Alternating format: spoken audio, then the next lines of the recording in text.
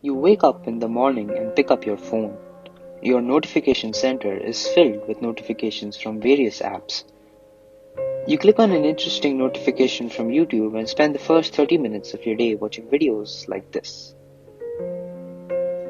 Before you know it, you're late for class and you spend the next 6 hours listening to online lectures.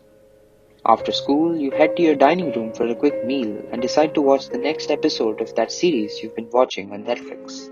When you open Netflix, you notice on the front page 3 new Netflix originals, all of which seem interesting to you, and you decide to watch them after you finish your current show.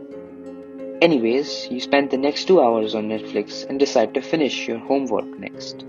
You open your cupboard and notice 5 different volumes for rotational dynamics, each by a different author.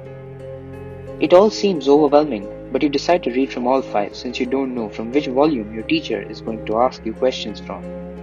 It's 9 p.m. and you decide to eat and then sleep, only to repeat the same routine tomorrow with new information being added to the world every second.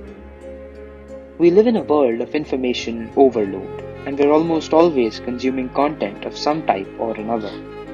It could be social media, Netflix, Audible, or even online lectures for that matter. Some we wish to consume, while the others, not so much. But that's beside the point.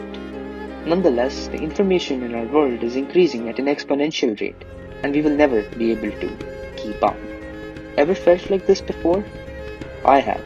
It's called fear of missing out, or FOMO for short.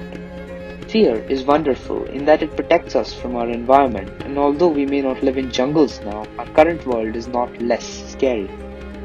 We're afraid to be an outcast if we haven't watched the latest show everyone's been watching, or if we're not studying from a textbook that everyone else seems to be using. Notice the words everyone else? This is where the root of our fears begin. Instead of everyone else, let's take a moment and focus on ourselves.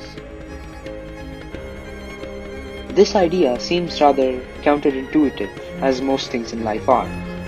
Why would I be happy if I'm missing something? The answer? Peace of mind. We experience this joy when we value what we spend our time on. This differs from person to person, but eventually being mindful of how we spend our time and embracing a joy in missing out is sometimes all we need to be happy.